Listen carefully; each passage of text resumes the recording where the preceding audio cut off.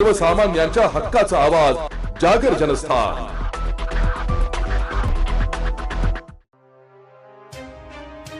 वन्य प्राण्यांच्या भक्षणासाठी बिबट्याचा लोकवस्तीत वावर वाढल्याने सर्वत्र भीतीचे वातावरण पसरलंय। त्यातच आज दिनांक 30 सप्टेंबर रोजी मध्यरात्रीच्या सुमारास बिबट्याने वडनेर दुमाला भागातील रायगड चौक राजपूत कॉलनी येथून एका श्वानाला भक्ष्य केलंय।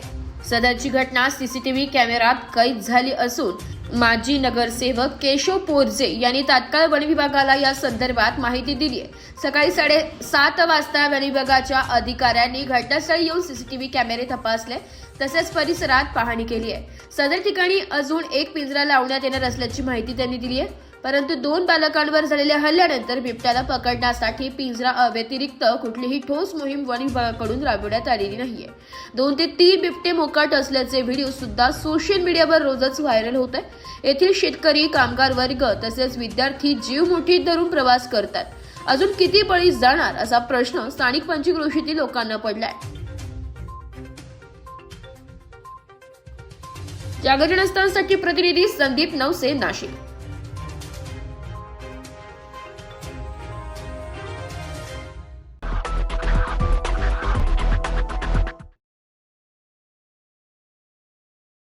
सर्वसामान्यांच्या हक्काचा आवाज जागर जनस्थान।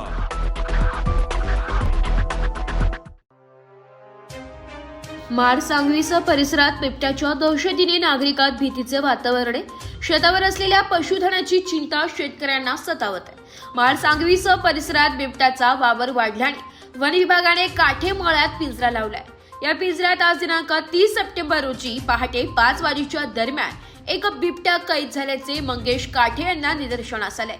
त्यांनी तात्काळ वन विभागाला संपर्क साधून माहिती दिली आहे। सदर ठिकाणी वन विभागाचे अधिकारी आशा वाडखेडे आणि त्यांच्या टीमने घटनास्थळी धाव घेऊन बिबट्याला ताब्यात घेतलाय। बिबट्या कैद झाल्याची वार्ता गावात पसरताच बघण्यासाठी ग्रामस्थांची गर्दी झाली होती।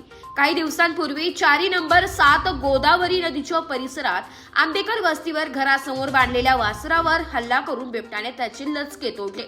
देवीदास गोडसे, किशोर पेखळे, रोशन पेखळे, राजू पेखळे यांच्या पाळीव कुत्र्यांवर हल्ला करून त्यांना उचलून नेत ऊसाच्या शेतात फस्त केलं होतं। संजय रामचंद्र गोडसे यांच्या घरापुढे नांगरास बांधून ठेवलेल्या कुत्र्यावर बिबट्याने हल्ला केला। साधारण 150 किलोचा नांगर 7 ते 8 फूट लांब ओढत नेला। बिबट्याला पकडण्यासाठी रतन वामन पेखळे यांच्या ऊसाच्या शेताजवळ पिंजरा लावून त्यात कोंबड्या, कुत्रे ठेवण्यात आले, मात्र बिबट्या तिकडे फिरकला देखील नाही। त्यानंतर माड सांगवी विंचूर गवळी शिवारात वाघचौरे नामक शेतकऱ्याचे वासरू बिबट्याने फस्त केले। सायंकाळनंतर शेतकरी आणि त्यांचे कुटुंबीय लहान मुले स्वतःला घरात कोंडून घेत होते। बिबट्याचा बंदोबस्त करावा अशी मागणी माडसांगवी परिसरातील शेतकऱ्यांनी तसेच पोलीस पाटील अण्णा गरड, उपसरपंच छाया पेखळे यांनी वन विभागाला केली आहे। सदर ठिकाणी पिंजरा लावून बिबट्या कैद झाला असला तरी अजूनही मादी बिबट्या व बछडे मोकाट असल्याची चर्चा गावात आहे। त्यामुळे सदर ठिकाणी पुन्हा पिंजरा लावण्याची मागणी करण्यात आली आहे। वन विभागामार्फत मी वनरक्षक म्हणून काम करते, कार्यरत आहे। वनरक्षक या पदावरती कार्यरत आहे। आशा वानखेडे माझं नाव आहे आणि मी इथे 3-4 महिने झाले बदली करून आलेली आहे। तर माडसांगवी येथे बऱ्याच वेळेस बिबट्याचा वावर असल्याची बातमी आम्हाला फोनमार्फत मोबाईलद्वारे सूचना कळवण्यात येतात गावकऱ्यांकडनं। तर गावकऱ्यांमध्ये सरपंच अनिल पेखळे त्यांचे पण बरेच वेळेस कॉल येतात आणि आपले पोलीस पाटील यांचे पण मला बरेच वेळेस कॉल आलेले आहे। तर त्यानुसार आम्ही गेल्या महिन्यात पण इथे पिंजरा बऱ्याच ठिकाणी खालच्या बाजूला लावण्यात आला। तेथील बिबट्याने आंबेकर इथल्या ग्रामस्थांचे वासरू आणि काही गाई याच्यावरती हल्ला करून त्यांना ठार केलेले होते। तर त्या संदर्भात त्यांचे प्रकरण पण आम्ही ऑफिसला दाखल केले आणि त्यानुसार त्यांना नुकसान भरपाई पण त्यांना टाकलेली आहे। तर तसेच आता पण ह्या महिन्यात पण बऱ्याच ठिकाणी पिंजरा हलवण्यात आला आणि 8 ते 15 दिवस पण गेल्या महिन्यात होता। तसेच पहिल्या महिन्यात पण 15-1 दिवस इथं पिंजरा लावण्यात आला आणि इकडच्या साईडला पण आता 3-4 दिवसापूर्वी पिंजरा हलवण्यात आला. तर याच्यात बिबट्या हा वन्य प्राणी आलेला आहे, जेरबंद करण्यात आलेला आहे. आणि आता आम्ही याला सुखरूप असं रेस्क्यू मसरू इथे असलेलं आमचं रेस्क्यू सेंटर, तिथे आम्ही याला तिथे ठेवण्यात येईल. आणि तिथून पोलीस पाटील अण्णा गरड बोलतोय. या माडसंगी गावामध्ये परिसरामध्ये आडगाव असेल, विंचोरी गवळे असेल, आमच्या शिवाच्या बाजूच्या असेल, बिबट्याचा वावर सतत नदी जवळून गेले असल्या कारणाने सतत बिबट्याचा वावर होत असतो. आता देखील 1-1.5 महिन्यापासून बिबट्याचा वावर होताच. त्यामुळं पशुधनाचे मोठ्या प्रमाणामध्ये नुकसान झाले आहे. काहींच्या शेळ्या खाल्ल्या गेल्यात, कुत्रे खाल्ले गेलेत, कोंबड्या खाल्ल्यात गेल्या.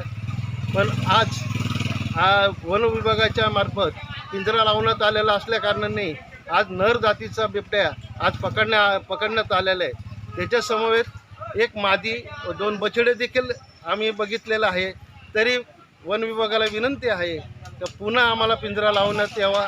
गावामध्ये इतर ज्या कोणत्या धोका असतील ते धोके होऊन टाळावेत, म्हणून वन विभागाकडे आमची विनंती आहे की पुन्हा पिंजरा ह्या गावामध्ये परत लावावा.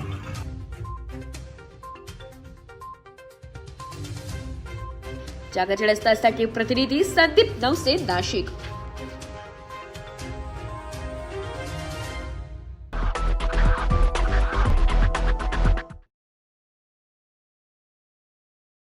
नाशिक मनपा हद्दीतील करदात्यांना सूचित करण्यात येते की 2025-26 या वित्तीय वर्षांचे मालमत्ता कराचे देयके मनपाच्या संकेतस्थळावर उपलब्ध करून देण्यात आलेली आहेत. त्यानुसार मालमत्ता कराची थकबाकीसह चालू मागणी रक्कम एकरकमी भरणा केल्यास शास्ती व इतर फी मध्ये सवलत देण्यात येणार आहे. 1 सप्टेंबर ते 31 ऑक्टोबर 2025 पर्यंत चालू वित्तीय वर्षाचा मालमत्ता कर एकरकमी भरल्यास 95% सूट, तर 1 नोव्हेंबर ते 30 नोव्हेंबर 2025 पर्यंत भरल्यास 85% सूट मिळेल. नाशिक महानगरपालिकेच्या कर आकारणी विभागाद्वारे जनहितार्थ प्रसारित.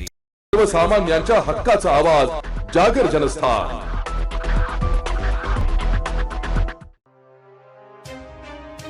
बंद घरे चोरट्यांच्या निशाण्यावर असल्याने सातपूर परिसरात चोऱ्यांचे प्रमाण वाढले. सातपूर पोलीस स्टेशन हद्दीतील 2 घरे सोमवार दिनांक 29 सप्टेंबर रोजी मध्यरात्री 2 वाजेच्या सुमारास चोरट्यांनी फोडल्याची घटना घडली आहे. या घटनेचा संपूर्ण प्रकार सीसीटीव्ही कॅमेऱ्यात कैद झालाय. सातपूर परिसरातील कामगार नगरमध्ये राहणारे विजय अमृतराव थोरवे हे बाहेर गावी गेले असल्याने घराला कुलूप होते.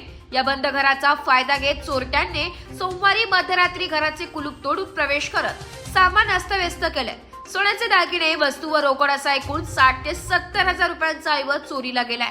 तर त्याच परिसरातील एका क्लासेसच्या दरवाजाचे कडी कोयंडा तोडून चोरट्याने आत प्रवेश करून शोधाशोध सुरू केली. मात्र घरात फारसे काही सामान नसल्याने त्याला रिकामे हाती जावे लागले. मात्र याबाबत या चोरट्याचा शोध घेऊन चोरीचा माल परत मिळवून द्यावा म्हणून थोरवे यांनी पोलिसांना विनंती केली आहे. तसेच राष्ट्रवादी पक्षाचे शहर अध्यक्ष रंजन ठाकरे आणि मनसेचे उपशहर अध्यक्ष किशोर वडजे यांनी यावेळी परिसरात भेट घेत लवकरात लवकर आरोपीला अटक करावी असं यावेळी सांगण्यात आलंय. काय झालं, काय सांगाल? आपल्या कामगार नगर वस्तीमध्ये साईबाबा मंदिराच्या समोर आम्ही गेले 30 वर्षापासून राहत आहोत. असा इन्सिडेंट कधी घडला नाही, पण काल रात्री साधारण सुमारे पहाटे 2च्या आसपास आमच्या घरामध्ये चोरी झालेली आहेत आणि घरातले सोनं, पैशाचे गल्ले, लहान पोरांचं सोनं, चांदी वगैरे हे सगळं चोरून नेलेलं आहे. तरीही माझी अपेक्षा आहे की ह्या अशा गोष्टी आपल्या कामगार नगरमध्ये होणं म्हणजे हे दुर्दैवी गोष्ट आहे. आणि आपल्या कामगार नगरवासियांना सगळ्यांना मी अशी विनंती करतो की आपण सर्वांनी सतर्क राहावे आणि जर कोणी संशयित व्यक्ती जर का सापडला किंवा आपल्या घरातले जे काही कोणी भाडेकरी ठेवले असतील ह्यांच्यावरती निगराणी ठेवा की जेणेकरून असल्या गोष्टी परत घडणार नाही. आमचं तर नुकसान झालं आहे, पण तुम्ही सतर्क राहा. नेमकं सोनं नेमकं काय चोरीला गेलं आहे? सोनं नाही का 2 अंगठ्या चोरीला गेलेल्या आहेत. पैंजण वगैरे जे सिल्वर कॉईन वगैरे असतात ते चोरीला गेलेले आहेत. परत लहान मुलांचे जे सोन्याच्या वस्तू येतात बाळशाच्या वेळेस त्या गोष्टी चोरीला गेलेल्या आहेत. आणि एक नाही का स्पेशली म्हणजे चोराने नाही का गल्ला पण चोरलेला आहे. आणि तसंच नाही का फर्निचरचं लॉक त्याला तोडताना आलं म्हणून फर्निचरचं पण लॉक उपसून काढलेलं आहे. साधारणतः कितीचा हा किंमत असू शकते? साधारण नाही म्हटलं तरी मी म्हणतो की 60-70 हजाराची चोरी असू शकते. पोलीस प्रशासनाला आपण काय आवाहन करणार? पोलीस प्रशासनाने असं आवाहन करणार की हे जे भुरटे चोर आहेत त्यांना तुम्ही लवकरात लवकर ताब्यात घ्यावे ही विनंती, आणि असे जे कृत्य करतायत लोक त्यांच्यावरती एक आळा घातला पाहिजे ह्या गोष्टीवरती, की ही अशी गोष्ट होऊ नाही शकत. पेट्रोलिंगसाठी ह्या ठिकाणी पोलिस येतात का गस्त घालायला? माझ्या माहितीप्रमाणे तर नाही आहेत, याच्याबद्दल मला काही माहिती नाही, पण नाहीच, मी बघितले नाहीत कधी. जागर जनस्थानसाठी प्रतिनिधी भूषण जैन, नाशिक.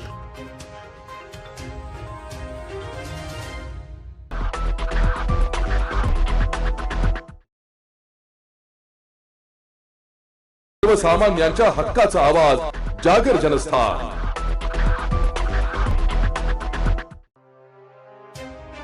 मूर्तिजापूर तालुक्यात येथून जवळच असलेल्या रोहणा येथील नागरिकांच्या पुनर्वसनासाठी व उमा बॅरेज प्रकल्पाच्या अधिकाऱ्यांनी केलेल्या कोट्यावधी रुपयाच्या भ्रष्टाचार उघड करण्यासाठी व त्यांच्यावर कारवाई करण्यासाठी रोहणा येथील संपूर्ण नागरिकांनी आज दिनांक 28 सप्टेंबर रोजी उमा नदीच्या तीरावर मागण्या पूर्ण होईपर्यंत आमरण उपोषणास बसले आहे.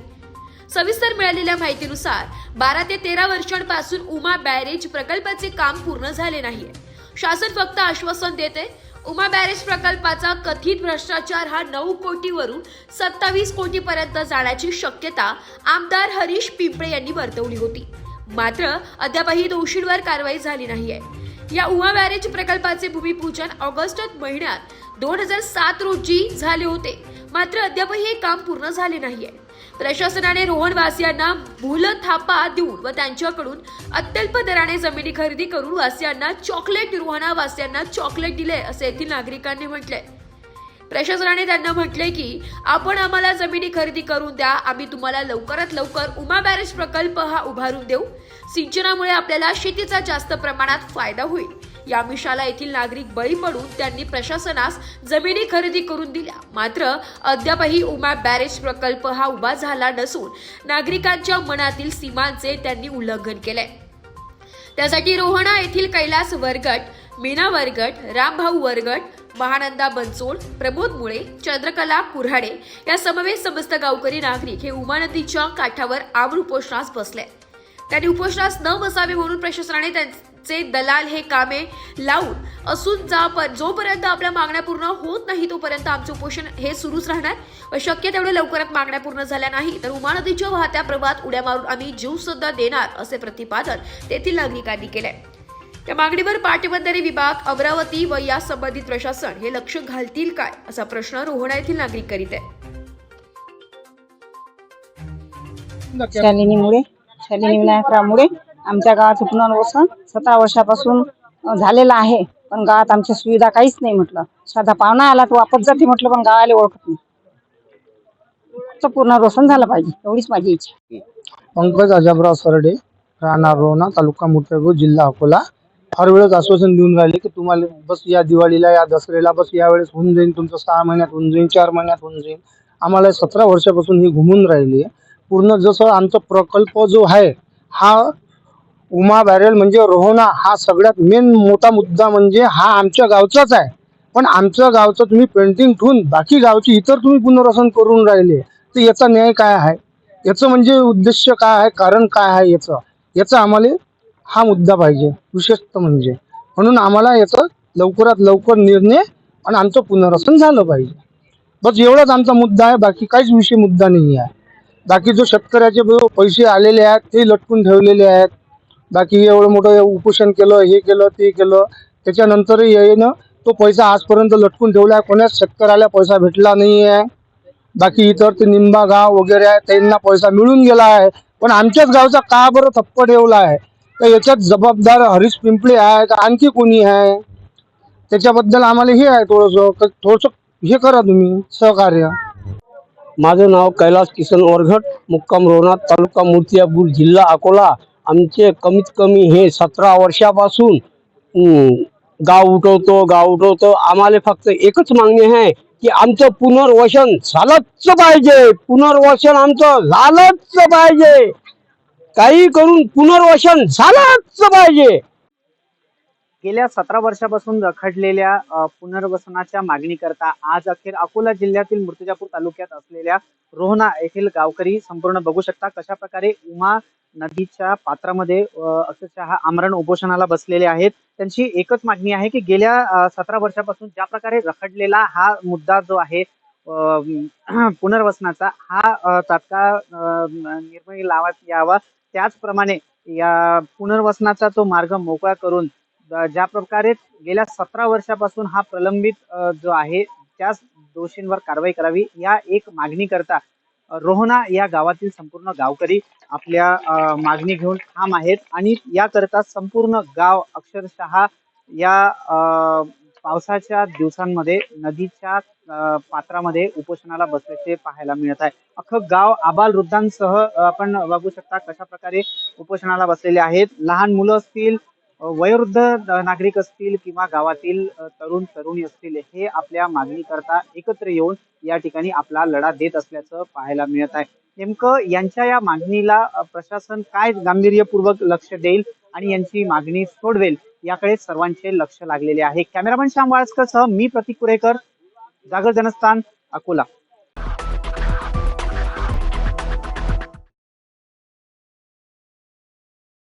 नाशिक मनपा हद्दीतील करदात्यांना सूचित करण्यात येते की 2025-26 या वित्तीय वर्षांचे मालमत्ता कराचे देयके मनपाच्या संकेतस्थळावर उपलब्ध करून देण्यात आलेली आहेत. त्यानुसार मालमत्ता कराची थकबाकीसह चालू मागणी रक्कम एक रकमी भरणा केल्यास शास्ती व इतर फी मध्ये सवलत देण्यात येणार आहे. 1 सप्टेंबर ते 31 ऑक्टोबर 2025 पर्यंत चालू वित्तीय वर्षाचा मालमत्ता कर एक रकमी भरल्यास 95% सूट, तर 1 नोव्हेंबर ते 30 नोव्हेंबर 2025 पर्यंत भरल्यास 85% सूट मिळेल. नाशिक महानगरपालिकेच्या कर आकारणी विभागाद्वारे जनहितार्थ प्रसारित.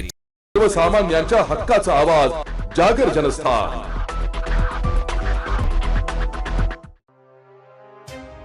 भारतरत्न प्रसिद्ध असलेल्या येवल्यातील दसऱ्याच्या घोडे बाजाराची 350 वर्षांची परंपरा यावर्षीही कायम राहिली असून कृषी उत्पन्न बाजार समिती येवला येथील आवारामध्ये देशातल्या विविध राज्यातून अश्वांची खरेदी विक्री करण्यासाठी देशाच्या विविध राज्यातून अश्वप्रेमी दाखल झाले. 25,000 ते 7 लाख अशी अश्वांच्या प्रजातीनुसार या बाजारात बोली लावली गेली असून कोट्यवधी रुपयांची उलाढाल या येवल्याच्या प्रसिद्ध अश्व बाजारात पाहायला मिळाली. राजे रघुजी बाबा शिंदे यांचे वंशज शाहू शिंदे व अविनाश शिंदे यांच्या उपस्थितीमध्ये या अश्व बाजाराला सुरुवात करण्यात आली आहे. येवल्यामध्ये दर मंगळवारी या ठिकाणी अश्व बाजार भरत असतो. हा आठवडी बाजार संपूर्ण भारतभर प्रसिद्ध आहे. त्याचप्रमाणे दसऱ्याच्या आधीच्या मंगळवारी जो बाजार भरतो हा संपूर्ण भारतामध्ये सर्वात मोठा बाजार या ठिकाणी संबोधला जातो. या बाजाराला ऐतिहासिक अशी पार्श्वभूमी या ठिकाणी लाभलेली आहे. येवला शहर संस्थापक राजे रघुजी बाबा शिंदे यांनी 350 वर्षापूर्वी हा बाजार सुरू केला होता आणि तेव्हापासून आजपर्यंत ही परंपरा अखंडपणे या ठिकाणी सुरू आहे. पूर्वीच्या काळी साधारणतः 1968 पर्यंत हा बाजार येवले शहरात भरत होता. त्यानंतरच्या काळामध्ये आता हा बाजार येवला मार्केट कमिटीच्या आवारामध्ये या ठिकाणी भरत असतो. या बाजाराचं वैशिष्ट्य म्हणजे या महाराष्ट्रासह इतर राज्यातील देखील अश्व या ठिकाणी येत असतात. मग त्यात पंजाब असेल, राजस्थान असेल, हरियाणा असेल, कर्नाटक असेल, आंध्र असेल, या ठिकाणचे अश्वप्रेमी व अश्व दोन्ही या ठिकाणी येत असतात. त्याचप्रमाणे काठियावाड जातीचे घोडे असतील, मारवाड असतील, अशा विविध प्रकारचे घोडे देखील या ठिकाणी येत असतात व शेतकरी बांधव या ठिकाणी मोठ्या प्रमाणात आपले अश्व या ठिकाणी घेऊन येत असतात व या ठिकाणावरनं मोठ्या प्रमाणात विक्री होत असते. तसेच या बाजारामध्ये या विक्रीतनं करोडो रुपयाची उलाढाल होत असते व त्या माध्यमातून मार्केट कमिटीला देखील मोठ्या प्रमाणामध्ये फायदा होत असतो. जागर जनस्थानसाठी प्रतिनिधी सचिन बखारे, येवला.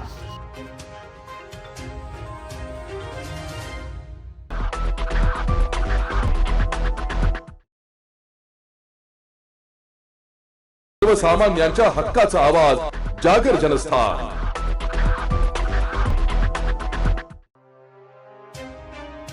शिर्डी येथे मुसळधार पाऊस झाल्यामुळे तसेच वरील भागातील पाणी आल्यामुळे गणेशवाडी भागातील अनेक घरांमध्ये पाणी शिरून घरातील वस्तूंचे व जीवाणूनाशक सामानांचे मोठे नुकसान झाले.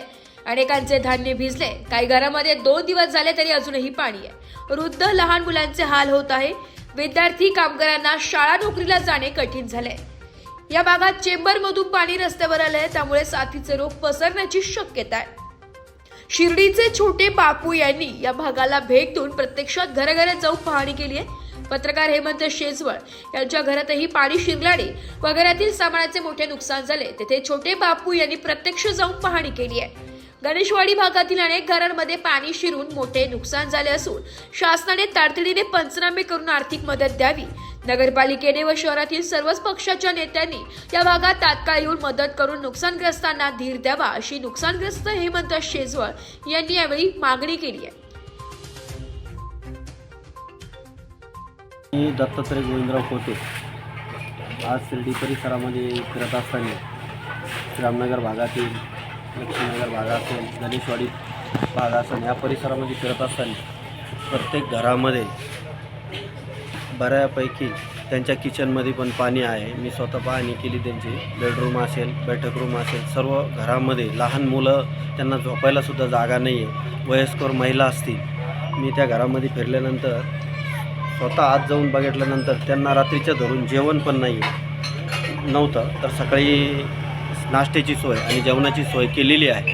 आणि राहिला पाण्याचा विषय, तर शासनाच्या नगरपालिकेच्या माध्यमातून शिर्डी नगरपालिकेचे मस्के साहेब यांना फोन करून इथं स्वतः ट्रॅक्टरचं बोलून, पंप बोलून त्या घरातलं पाणी उपसायचं काम स्वतः त्यांनी मस्के साहेबांनी करून दिलेलं आहे. शिर्डी शहराचे नगरपालिकेचे CO दिघे साहेब यांनी तातडीने दखल घेऊन इथे यंत्रणा पाठवून, आता हे समोर दिसतं आहे तुम्हाला, या गणेशवाडी परिसरातील खूप हाल आहे या लोकांची. त्याची शासनाने 100% दखल घ्यावी आणि तलाठ्यामार्फत त्यांचा पंचनामा व्हावा. त्यानंतर त्यांना शासनाची संपूर्ण मदत मिळावी. आणि जेवणाची असेल, आज काही घरामध्ये त्यांचे किचनमध्येच पाणी आहे, त्याच्यामुळे स्वयंपाक त्यांचा होतच नाही कालच्या दिवशी. तर परत अडचण आली त्यांना संध्याकाळी सकाळी, तर शासनाने याची पूर्णपणे दखल घ्यावी, याची मदत करावी. मी एक त्याच्यामधला दुवा म्हणून मी त्यांचा शासनाला एक आव्हान करतो का सर्वसामान्य नागरिकांसाठी त्यांनी प्रत्येक गोष्टीसाठी दखल घ्यावी, एवढी कळकळीची त्यांना विनंती करतो आणि साईचरणी प्रार्थना करतो. आता नैसर्गिक आपत्ती आहे, पण साईबाबा चरणी प्रार्थना करतो का कुठल्याही कुटुंबाला यामधून इजा होऊ नये, सुखरूप कुटुंब राहावं, एवढी साईचरणी प्रार्थना करतो आणि थांबतो. जागर जनस्थानसाठी प्रतिनिधी हेमंत शेजवळ, शिर्डी.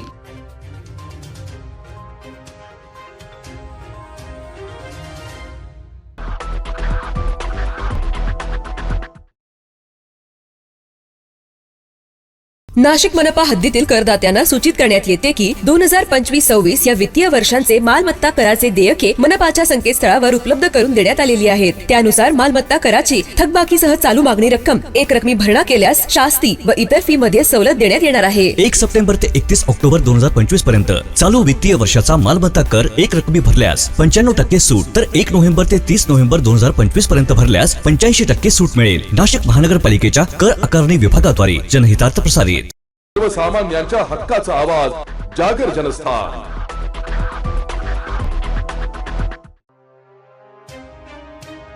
मूर्तिजापूर, बार्शी, टाकळी तालुक्यातील शेतकरी आता अतिवृष्टीच्या मोठ्या संकटात सापडले. ऑगस्ट व सप्टेंबर 2025 मध्ये झालेल्या अविरत आणि मुसळधार पावसामुळे सोयाबीन, कापूस, तूर, भुईमूग यांसह सर्व पिके पाण्याखाली जाऊन पूर्णपणे नष्ट झाली आहे. त्यामुळे शेतकऱ्यांचे प्रचंड आर्थिक नुकसान झाले असून अनेक शेतकरी हतबलतेच्या अवस्थेत आहेत. या पार्श्वभूमीवर शेतकरी एल्गार समिती बार्शी टाकळी तर्फे मुख्यमंत्री देवेंद्र फडणवीस यांना आमदार हरीशभाऊ पिंपळे यांच्या मार्फत निवेदन सादर करण्यात आले. निवेदनात शेतकऱ्यांनी नमूद केलंय की आमच्या शेतजमिनी ओसाड झाल्यात, वर्षभर कुटुंबाचा उदरनिर्वाह करणे कठीण झालंय. शासनाने तातडीने मदतीचा हात द्यावा. शेतकऱ्यांनी तहसीलदार बार्शी टाकळी यांच्याकडून तातडीने सर्वेक्षण करून खरी नुकसान भरपाई देण्याची मागणी केली आहे.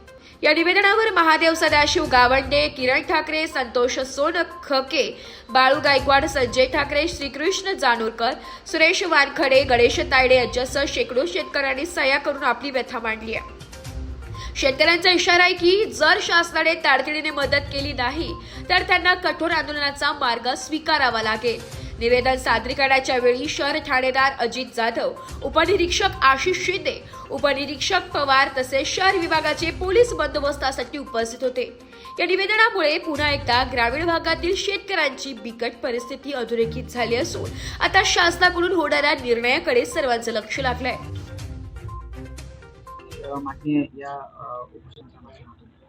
या उपोषणाच्या माध्यमातून साहेब एवढंच सांगायचं आहे की या सप्टेंबरमध्ये 26 आणि 27 तारखेला जी अतिवृष्टी झाली खूप मोठ्या प्रमाणात बाशीटाकडी तहसील अंतर्गत जे आमचे गाव येतात त्यामध्ये एवढ्या मोठ्या प्रमाणात अतिवृष्टी झालेली आहे. त्या अतिवृष्टीमध्ये शेतकऱ्यांचं संपूर्ण नुकसान झालेलं आहे. सोयाबीन, कपाशी पूर्ण म्हणजे अशी जमीनदोत झालेली आहे. त्यामुळे एवढं नुकसान आहे की ते शासनाने मदत जरी केली तरी ते भरपाई होणार नाही साहेब. पण आमचं म्हणणं एवढंच आहे की निदान शेतकरी राजा जगला पाहिजे. एक 12 महिने त्याचं आयुष्य जगता आलं पाहिजे, कुटुंबाचा उदरनिर्वाह झाला पाहिजे. यासाठी फक्त आमची हात जोडून विनंती आहे सरकारला, मदत तर जाहीर करावंच लागेल त्यांना, पण संपूर्ण कर्जमाफी पण त्यांना करावंच लागेल. कारण हीच योग्य वेळ आहे संपूर्ण कर्जमाफीची. याच्यापेक्षा जास्त अंत पाहू नये गव्हर्नमेंटनं, एवढी आमची हात जोडून विनंती आहे. हा असा जो ठिय्या आंदोलन आहे किंवा उपोषण आहे ते जोपर्यंत मागणी पूर्ण होत नाही तोपर्यंत असंच राहील. हो बिलकुल, आम्ही इथून बसलेले राहणार आहे. आम्ही उठणार नाही जोपर्यंत आम्हाला इथून काही मिळत नाही. आम्हाला समाधान होईल त्याप्रमाणे समाधान होत नाही तोपर्यंत, जे आम्हाला काही आमचं समाधान होत नाही तोपर्यंत आम्ही इथून उठणारच नाही. आज रोजी आम्ही आमचे लोकप्रतिनिधी हरीश भाऊ पिंपळे यांच्या घरासमोर बसण्याचा उद्देश आमचा हे आहे की आमच्या अकोला जिल्ह्यातील 7 पैकी 6 तालुके ओला दुष्काळ जाहीर केलेला आहे, परंतु आमचा बाष्टाकरी तालुका वगळलेला आहे. आमची हे आमदार साहेबांना एकच विनंती आहे की सततच्या पावसामुळे आमच्या अतोनात शेतीचे नुकसान झालेले आहे. जून जुलैमध्ये शेती खरडून गेली आणि उरलेला तोंड घाशी आलेला माल आमचा या सप्टेंबरच्या 26-27 तारखेने उद्ध्वस्त करून टाकलेला आहे. त्यामुळे आम्हाला आमचा शेतकरी राजा, बाशेक तालुक्यातील शेतकरी राजा हा हवालदिल झालेला आहे. यांना न्याय मिळण्यासाठी आणि संपूर्ण कर्जमाफी मिळण्यासाठी आज आम्ही साहेबाच्या घरापुढे उपोषण, आंदोलन, मोर्चा आम्ही कोण्याच स्तराला जाण्यास तयार आहे. आम्हाला समाधान मिळेपर्यंत आम्ही इथून उठण्यास तयार नाही. काय सांगाल तुम्ही आज ज्या प्रकारे साखळी उपोषणाकरता आमदार महोदयांच्या घरी लढलेले आहात, काय नेमकी मागणी आपली? सततच्या जून जुलैच्या पावसामुळे आमच्या तालुक्यातनी अति प्रमाणात पाऊस झाला. त्यामुळे नदी नाल्याच्या पावसामुळे, पुरामुळे आणि भरपूर पाण्यामुळे पिकं भरपूर खरडून गेले आणि आमचा तालुका वगळण्यात आला आणि तालुक्यात एकाही शेतकऱ्याला मदत मिळाली नाही. त्याकरिता आम्ही आमदार साहेबाच्या घरी ठिय्या आंदोलन करण्याचं आज ठरवलेलं आहे. आम्हाला जिथपर्यंत न्याय मिळत नाही, शेतकऱ्याला आमच्या तालुका अतिवृष्टी जाहीर होत नाही, दुष्काळ जाहीर होत नाही तिथपर्यंत आम्ही इथून हलणार नाही. काय सांगाल भाऊ, आज ज्या प्रकारे बार्शीटाकळी तालुक्यातील शेतकरी यांच्या मागण्या घेऊन या ठिकाणी ठिय्या आंदोलन करतायत? आपल्या सगळ्यालाच माहीत आहे की 2025 हे नैसर्गिक आपदा असं वर्ष आलेलं आहे. संपूर्ण देशात, राज्यात आणि माझ्या मूर्तीवर मतदारसंघातही याच्या कोणी सुटलेलं नाही आहे. आता आपण पश्चिम महाराष्ट्राचे हाल पाहिलेच आहे. पश्चिम महाराष्ट्रावर थोडं जास्त आहे, पण त्या पद्धतीने आमच्या अकोला जिल्ह्यात आणि माझ्या मूर्तीवर मतदारसंघात आणि खास करून बाष्टाकडी तालुक्यातही मोठ्या प्रमाणावर शेतकऱ्याचं नुकसान झालेलं आहे. पहिले जून महिन्याले जो पाऊस आला धो त्यामध्ये नदी नाल्याच्या पुरामुळे शेती खरडून गेली, पिकाचं नुकसान झालं, काही पीक दबलं. नंतर जुलै महिन्यातही मोठ्या प्रमाणावर पाऊस झाला, त्याच्यातही शेतकऱ्याचं नुकसान झालं. कसं तसं ऑगस्ट नंतर सप्टेंबरमध्ये पिकं थोडे चांगले दिसू लागले होते, पण 24 सप्टेंबर आणि 27 सप्टेंबरला संपूर्ण जिल्ह्यात ज्या पद्धतीनं धो पाऊस आला, जसं धगफुटीसारखं पाऊस येते त्या पद्धतीनं माझ्या मतदारसंघात पाऊस आलेला आहे. आणि बार्शीटाकळी तालुक्यात 65 मिलीमीटरपेक्षाही काही ठिकाणी सारखिनी, हातोला अशा तालुक्यात मोठ्या प्रमाणावर माझ्या शेतकऱ्यांचं नुकसान झालं आहे. यामध्ये पराठी, सोयाबीन आणि तूर याचं अतोनात नुकसान झालेलं आहे. काही ठिकाणी तर गुराढोराचं नुकसान झालं आहे, घराचं नुकसान झालं आहे. आणि 2 पूर आल्यामुळे माझ्या मतदारसंघात 2 जण वाहून सुद्धा गेले होते. एक आपल्या कंजऱ्याला गेले होते आणि एक खोळदले गेले आहे, आपल्या सगळ्यांनाच माहीत आहे. तर माझी शासनाला विनंती आहे, कारण शेतकरी हा आस लावून बसलेला आहे. माननीय मुख्यमंत्री साहेब हे शेतकऱ्यांचे कैवारी आहे. मी 24 आणि 27ला माझ्या मतदारसंघात जो पाऊस झाला त्याचं निवेदन मी तहसीलदार साहेबांनाही सांगितलं आहे, मुख्यमंत्री साहेबांनाही पाठवलेलं आहे. आणि तात्काळ माझ्या मूर्त्यावर मतदारसंघातील बाष्टाकडे आणि मूर्त्यावर तालुक्यातील शेतकऱ्यांच्या शेतीचं जे नुकसान झालं त्याचे पंचनामे करून येणाऱ्या डिसेंबरमध्ये तात्काळ मदत देण्याच्या संदर्भात मी पाठपुरावा करून राहिलो. माझी शासनाला विनंती आहे, यावेळेस शेतकऱ्यांना आपल्याला आधार द्यायचा आहे. कारण कधी नाही असा अवकाळी पाऊस, आणि पहिले सुरुवातीचे जे पाऊस होत होते ना ते झड्या लागत होत्या, पण आता असं राहिलं नाही. एक 10-20 मिनिटात असा पाऊस पडते की 1 महिन्याभराचा पाऊस 20 मिनिटात पडून जाते. ही आजची ग्लोबल वॉर्मिंग मध्ये झालेली परिस्थिती आहे. तर नैसर्गिक आपदा म्हणून 2025 खरं तर हे घोषित करायला पाहिजे. कारण ज्या पद्धतीनं पंजाब, हरियाणा आणि आपलं राजस्थान, पश्चिम महाराष्ट्र आणि आमचा मतदारसंघही काही त्यातली सुटलेला नाही आहे. म्हणून मी नम्रतेची आग्रहाची विनंती करतो सीएम साहेबांना आणि प्रशासनालाही विनंती करतो की ज्या ज्या शेतकऱ्यांचं नुकसान झालेलं आहे त्या शेतकऱ्याचे तातडीने पंचनामे करून त्याचा अहवाल आपण शासन दरबारी पाठवावा, जेणेकरून मला येणाऱ्या डिसेंबरच्या अधिवेशनमध्ये माझ्या बळीराजाच्या ज्या काही समस्या, जे नुकसान झालं आहे त्यांना मदत करायची आहे, त्यासाठी मला प्रयत्न करता येईल. आज पाषागडी तालुक्यातील शेतकरी हे ठिय्या आंदोलनासाठी माझ्या इथं आले होते. त्यांनी शांतपूर्वक ठिय्या आंदोलन केलं. त्यांच्या व्यथा आणि त्यांच्या झालेल्या नुकसानाचं संपूर्ण कथन त्यांनी माझ्या सामने केलं आहे. आणि मी मतदारसंघात फिरत असल्यामुळे मला त्याची जाणीव आहे. आणि मी एक शेतकरी आहे, कारण माझ्याही स्वतःच्या पराठीचं मोठं नुकसान झालेलं आहे. म्हणजे मी ज्या वेळेस शेताच्या इकडे फिरून राहिलो, काय 24 तारखेचा जो पाऊस होता आणि 27चा जो पाऊस होता, हा इतक्या जोरानं आणि विशेष करून यावेळी हवा होती, त्यामुळे मोठ्या प्रमाणावर आमच्या मतदारसंघातलं नुकसान झालंय. तर आपण पंचनामे करून शासन दरबारी पाठवावे आणि शासनाने याची दखल घ्यावी आणि येणाऱ्या डिसेंबरमध्ये आम्हाला तातडीने मदत करावी.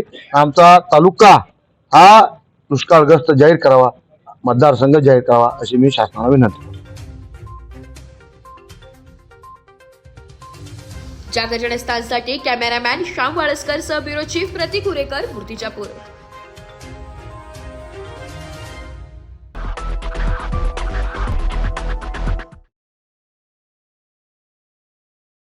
सर्वसामान्यांच्या हक्काचा आवाज, जागर जनस्थान.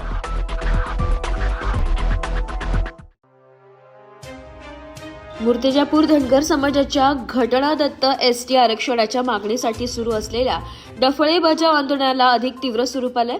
याच पार्श्वभूमीवर धनगर समाजाच्या प्रतिनिधींनी आमदार हरीश भाऊ पिंपळे यांच्या निवासस्थानी भेट देऊन शासनाला उद्देशून निवेदन सादर केलंय. समाजाचे उपोषणकर्ते दीपक बोहाडे जालना यांनी दिनांक 17 सप्टेंबर 2025 पासून पुण्यश्लोक अहिल्यादेवी होळकर स्मारक अंबड चौफुली जिल्हा जालना येथे आमरण उपोषण सुरू केले असून आज 9वा दिवस झाला आहे. तरीही शासनाने कोणतीही दखल घेतलेली नाहीये असा आरोप या निवेदनातून करण्यात आलाय. समाज प्रतिनिधी नमूद केलंय की सन 2014 साली बारामती येथे धनगर समाजाच्या लाखोंच्या उपस्थितीत घटना दत्त एसटी आरक्षणाची हमी दिली होती, परंतु शेकडो कॅबिनेट बैठका होऊनही तो शब्द पाळला गेला नाहीये. त्यामुळे समाजात तीव्र नाराजी पसरली आहे. उपोषणकर्त्यांच्या जीवितास काही विपरीत घडल्यास त्याची संपूर्ण जबाबदारी शासनावर राहील असा इशारा समाजाने दिलाय. तसेच 2 दिवसात निर्णय न झाल्यास राज्यभर आंदोलन तीव्र करण्याचा इशाराही देण्यात आलाय. यावेळी मयूर रोकडे, श्याम हेगडे, मंगेश तांबडे, मंगेश सातिंगे, अरुण मोहोड, सुनील सरोदे, प्रवीण तीरकर, निखिल गाडवे, अभिषेक गाडवे, विष्णू चुडे, ज्ञानेश्वर नागे, वैभव काळे, चेतन काळे, विकी तांबडे, भास्कर पातुर्डे, सुरेश जोगळे, गजानन गाडवे, विलास इसळ, सचिन दिवनाले, मोहन रोकडे, मारुती महानूर, संदीप डांगे, श्रीकांत रामेकर, उदय रवघड, अंकित सावंत, अक्षय जोगळे, दिलीप पंडित, सुधीर डांगे, प्रशांत सरोदे, गजानन सरोदे, शेखर साबळे, विनोद झाडे, सागर झाडे, अमोल झाडे, शेखर गाडवे, अक्षय गाडवे, गोपाल कोल्हे, शशिकांत सरोदे, पुरुषोत्तम ढवक, निलेश कुकडे, चेतन सातिंगे, जगदेव तांबडे यांसह मोठ्या संख्येने समाज बांधव उपस्थित होते. निवेदन सादरीकरणाच्या वेळी शहर पोलीस ठाणेदार अजित जाधव, उपनिरीक्षक आशिष शिंदे, उपनिरीक्षक पवार यांच्यासह पोलीस बंदोबस्त ठेवण्यात आला होता. मूर्तिजापूर तालुक्याच्या वतीने जो संपूर्ण धनगर समाज आहे तो एसटी आरक्षणासंबंधी हा एकवटलेला आहे. आमची एकच मागणी आहे ती म्हणजे एसटीचं जे आरक्षण आहे त्याची अंमलबजावणी करावी. आम्ही काही नव्यानं आरक्षण मागत नाही. ऑलरेडी राज्यघटनेत आरक्षण हे आहे आम्हाला. फक्त शासनाने त्याची अंमलबजावणी करावी. त्या संदर्भात वारंवार आम्ही शासनाला पाठपुरावा केले, आंदोलन केले, मोर्चे काढले आणि 17 तारखेपासून आमचे बोराडे भाऊ जालना येथे फार मोठं आंदोलन करत आहेत. तर त्या आंदोलनाची दखल कुठलंही शासन घेत नाही. म्हणून प्रत्येक तालुक्यामध्ये माननीय आमदार असतील, खासदार असतील, जे सत्तेत लोक आहेत त्यांना निवेदन देण्याचं काम आमचा धनगर समाज करतो आहे. तसेच मूर्तिजापूर तालुक्यातील धनगर समाज हा सुद्धा आम्ही माननीय हरीशभाऊ पिंपळे जे सत्ताधारी आमदार आहेत त्यांच्यामार्फत एक निवेदन देऊन ते निवेदन माननीय मुख्यमंत्री तसेच संबंधित जे अधिकारी असतील, जे संबंधित जे शासन असतील त्या शासनापर्यंत ते निवेदन पोहोचवण्याचं काम माननीय हरीशभाऊंनी करावं असं आम्ही सकल धनगर समाजाच्या वतीनं त्यांना विनंती करतो. व धनगर समाजाची जी मागणी आहे वर्षानुवर्षे होत असलेली एसटी आरक्षणासंदर्भात ती मागणी त्यांनी त्वरित पूर्ण करावी अशी आम्ही मूर्तिजापूर तालुक्याच्या वतीनं मागणी करतो. आज दिनांक 29 रोजी मूर्तिजापूर तालुका सकल धनगर समाजाच्या वतीनं धनगर समाजाच्या एसटीचे असणारे आरक्षण लागू करण्याच्या संदर्भात माननीय आपल्या विधानसभा मतदारसंघाचे आमदार हरीशभाऊ पिंपळे यांच्याकडे धनगर समाजाच्या वतीनं या ठिकाणी माननीय मुख्यमंत्री साहेब व संबंधित सरकार यांना निवेदन देण्यात आले. त्या निवेदनासंदर्भात सर्व धनगर समाज या ठिकाणी उपस्थित झालेला आहे आणि ही एवढ्या जुन्या काळापासूनची प्रलंबित मागणी आहे. त्याचबरोबर या मागणीच्या संदर्भात माननीय दीपक बोराळे हे जालना येथे आमरण उपोषणाला बसलेले आहेत आणि या ठिकाणी जालन्याला मोर्चा सुद्धा झालेला आहे. म्हणून या सर्व गोष्टीची दखल घेऊन शासनानं धनगर समाजाची ही अत्यंत जिव्हाळ्याची असणारी मागणी पूर्ण करावी अशी धनगर समाजाची हात जोडून कळकळीची विनंती आहे.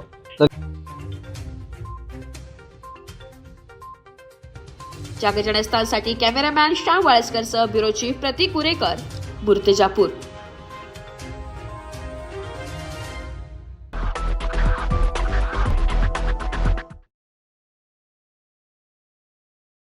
नाशिक मनपा हद्दीतील करदात्यांना सूचित करण्यात येते की 2025-26 या वित्तीय वर्षांचे मालमत्ता कराचे देयके मनपाच्या संकेतस्थळावर उपलब्ध करून देण्यात आलेली आहेत. त्यानुसार मालमत्ता कराची थकबाकीसह चालू मागणी रक्कम एक रकमी भरणा केल्यास शास्ती व इतर फी मध्ये सवलत देण्यात येणार आहे. 1 सप्टेंबर ते 31 ऑक्टोबर 2025 पर्यंत चालू वित्तीय वर्षाचा मालमत्ता कर एक रकमी भरल्यास 95% सूट, तर 1 नोव्हेंबर ते 30 नोव्हेंबर 2025 पर्यंत भरल्यास 85% सूट मिळेल. नाशिक महानगरपालिकेच्या कर आकारणी विभागाद्वारे जनहितार्थ प्रसारित. सर्वसामान्यांच्या हक्काचा आवाज जागर जनस्थान.